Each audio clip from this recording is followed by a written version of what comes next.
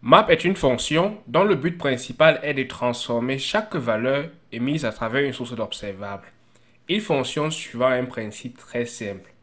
D'abord, il souscrit à une source d'observable. Ça veut dire récupérer chaque élément que nous avons utilisé à travers une fonction de création d'observable par exemple. Ensuite, va exécuter une fonction que nous allons prédéfinir en fonction de chaque valeur que nous allons recevoir. La fonction qui sera exécutée va produire un résultat et retourner une nouvelle valeur à l'observateur qui a souscrit à notre source d'observable. Si la source n'a plus de valeur, alors map va retourner automatiquement un signal complete.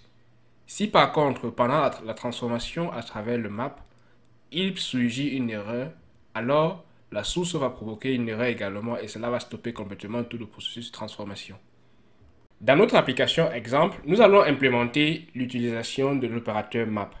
Avant ça, je vais supprimer ce que nous avons fait précédemment pour nous laisser un peu plus de place dans la méthode ngOnInit. Donc là, je vais supprimer l'opérateur double également et laisser uniquement la création de from que nous avons mis en commentaire.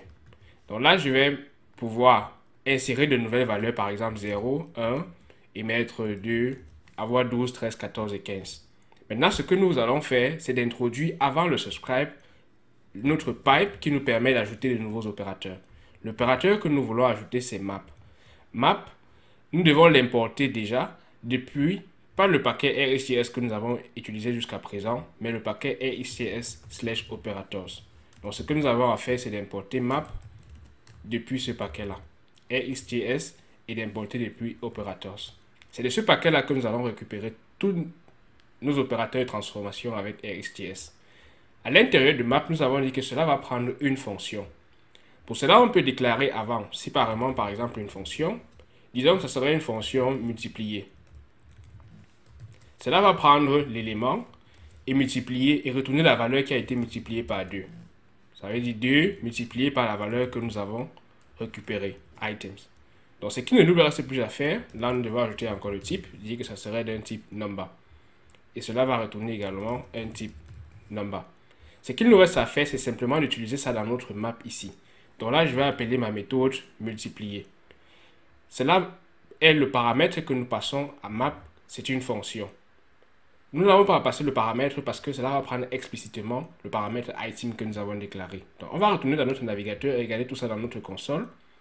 Et nous allons remarquer quelle est la transformation que notre fonction a effectuée. Là, nous avons 0, ensuite 2 à la place de 1. Donc, il a pris notre valeur 1 et multiplié par 2.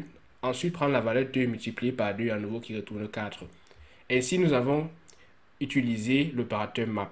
Mais vous voyez que c'est toujours pas évident de prendre la fonction que nous allons déclarer séparément ensuite de l'utiliser.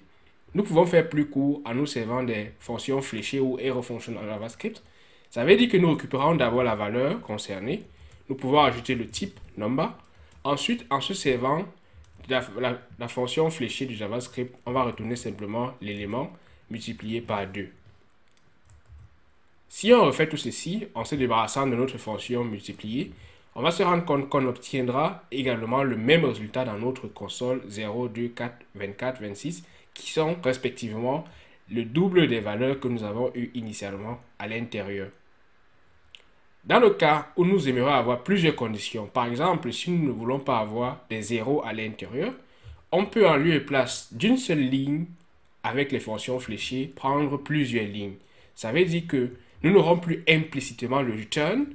Nous allons nous servir d'une fonction avec un corps et dire que si par exemple la valeur que nous recevons, lm, est égale à 0, alors ici, il faut renvoyer une erreur. Throw new error 0. Erreur, par exemple. Là, ensuite, si ce n'est pas le cas, alors la personne devra retourner implicitement élément multiplié par 2. Donc, nous allons effectuer tout ceci dans notre console. Si nous ne mettons pas le return, cela ne fonctionnera pas parce que map doit retourner une nouvelle valeur qui doit être utilisée dans la souscription ou alors dans un potentiel opérateur qui est utilisé plus bas. Donc là, on va voir que 0, c'est une erreur. Et comme je l'ai expliqué précédemment, lorsque l'erreur apparaît déjà, automatiquement, notre séquence observable va stopper et plus aucune valeur ne va arriver, comme c'est le cas dans notre séquence. Si par exemple, j'avais eu le 0 en 5e position, donc là, juste après le 14, vous allez voir que j'aurai maintenant la réponse aux valeurs 1, 2, 12, 13, 14, avant d'avoir l'erreur du 0, et je n'aurai pas le 15 ensuite. Donc là, j'ai 2, 4, 24, 26, 28, et ensuite vient mon erreur, et complete n'est pas appelé, parce que aussi longtemps que nous avons une nouvelle erreur dans notre séquence, automatiquement, notre séquence observable va être stoppée. Comme dit, avec map, nous pouvons le réutiliser plusieurs fois. Par exemple, si on dit map, et qu'on dit items par exemple, on va se dire que la valeur qui va venir de la transformation précédente, on peut là-bas enlever à chaque fois, par exemple, 2. Donc, on va prendre la valeur précédente que nous recevons. Par exemple, pour 1, on va multiplier par 2. C'est là on va obtenir 2. Ensuite, on va enlever 2 avant de le mettre dans la console. Donc, tout ceci, en combinant, on va voir qu'on retourne 0, 2, 22, 24, 26. Et ensuite, l'erreur qui est provoquée depuis la première transformation que nous avons eue ici. Ainsi, nous avons l'utilisation de map, soit sous forme de fonctions que nous avons écrites séparément, ou alors la manière la plus courante dans les applications d'écrire directement sous forme de fonctions fléchées lorsque nous utilisons l'opérateur map, et ensuite de pouvoir combiner avec d'autres opérateurs comme map par exemple avant la souscription. Je vais maintenant vous montrer un autre opérateur qui va nous permettre d'examiner, dans le cas où nous avons des erreurs par exemple, d'examiner les valeurs entre différents opérateurs, un opérateur qui permet d'insérer par exemple les consoles pendant la souscription à une séquence l'opérateur tape. Mais avant, nous pouvons nous rappeler que l'opérateur map est utilisé à chaque fois que nous souhaitons transformer une valeur avant de souscrire à cette nouvelle valeur-là.